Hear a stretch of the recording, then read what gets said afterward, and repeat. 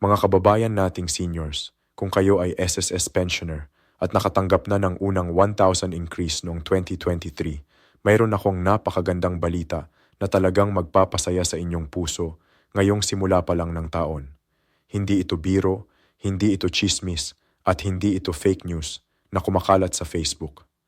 Ito ay opisyal na anunsyo mula mismo sa Social Security System na matagal nang hinihintay ng milyon-milyong mga retires sa buong bansa.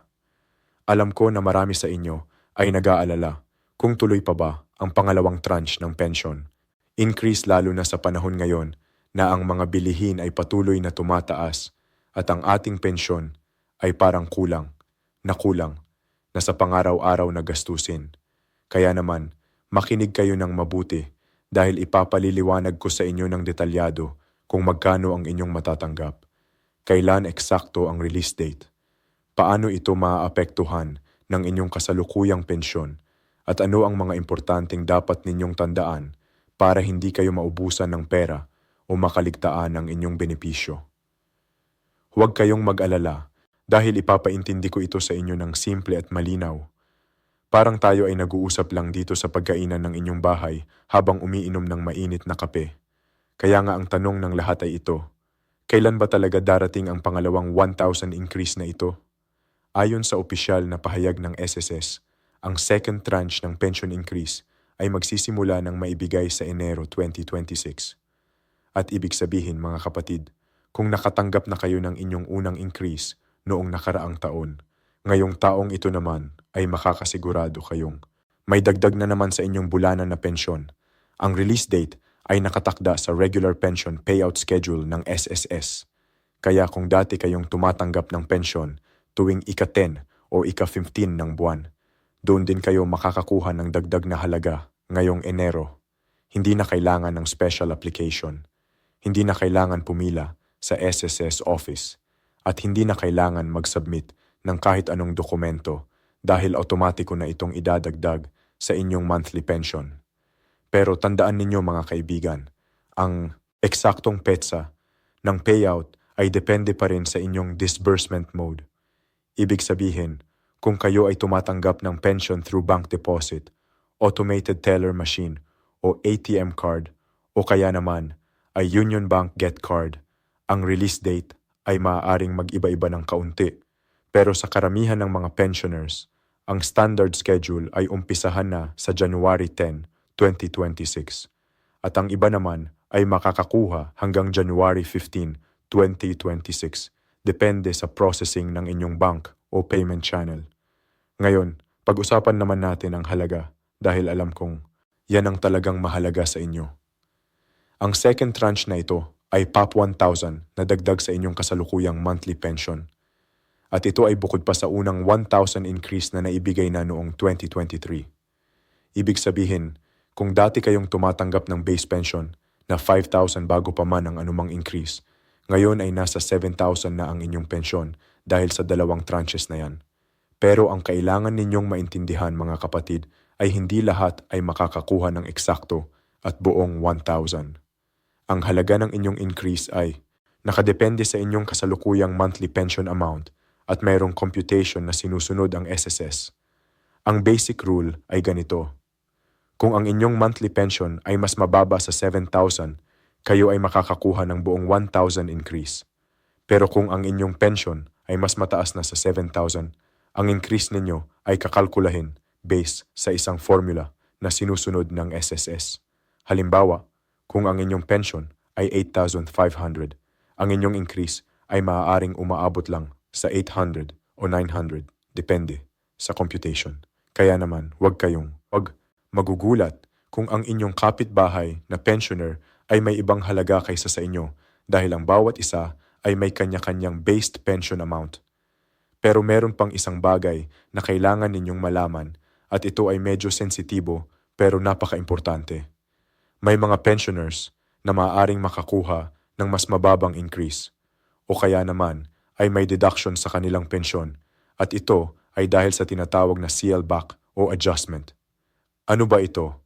Kung kayo ay may utang sa SSS, halimbawa ay may salary loan o calamity loan na hindi pa Nababayaran bago kayo nag-retire? O kaya naman ay may overpayment na nangyari noon dahil sa error sa sistema? Ang SSS ay may karapatan na bawasan ang inyong pensyon para bayaran ang mga utang na yan. Hindi ito bagong patakaran pero maraming pensioners ang hindi nakakaalam nito kaya nagugulat sila kung bakit ang kanilang pensyon ay mas mababa sa inaasahan. Ang aking payo sa inyo mga kaibigan ay i-check ninyo ang inyong SSS account online o kaya naman ay pumunta kayo sa SSS branch para malaman kung mayroon kayong outstanding balance. Mas mabuti nang maaga ninyo itong malaman kaysa magulat kayo kapag nakita ninyo ang inyong pension statement. At kung mayroon nga kayong utang, pag-isipan ninyo kung paano ito babayaran ng mas mabilis para hindi na ito makaapekto sa inyong monthly income. Ngayon naman, pag-usapan natin ang tungkol sa mga buwis o taxes. Maraming pensioners ang nagtatanong kung ang SSS pension ba ay may buwis. Ang magandang balita ay wala mga kapatid. Ang SSS pension ay tax exempt. Ibig sabihin ang buong halaga na inyong natatanggap ay para lang sa inyo at walang kaltas na income tax. Ito ay dahil sa batas ng Pilipinas na nagsasabing ang retirement benefits mula sa SS ay hindi taxable income. Kaya naman, kung ang inyong pensyon ngayong Enero 2026 ay umabot na sa 7,000 o higit pa dahil sa 2 tranches ng increase, ang buong halagang yan ay sa inyo na walang kaltas ng gobyerno. Pero tandaan ninyo, kung kayo ay may iba pang sources of income tulad ng rental income, business income, o kaya naman ay may part-time work pa kayo, ang mga kita na yan ay taxable pa rin. Ang exemption ay para lang sa SSS pension ninyo, kaya huwag kayong malilito. Mayroon din akong mga practical na tips para sa inyo tungkol sa kung paano i-maximize ang inyong retirement income ngayong 2026. Una, kung kayo ay qualified para sa other government benefits tulad ng social pension for indigent senior citizens na 500 per month, i-apply ninyo yan kaagad kung hindi pa ninyo nagagawa. Maraming seniors ang hindi nakakaalam na pwede nilang kunin ang 2 benefits na yan at the same time basta qualified sila sa requirements. Pangalawa, kung kayo ay may matandang sakit o disability, i-check ninyo kung qualified kayo sa additional SSS disability pension. Mayroong separate benefit na ito at pwedeng idagdag sa regular pension ninyo. Pangatlo, mag-ipon kayo ng emergency fund mula sa inyong pension increase na ito.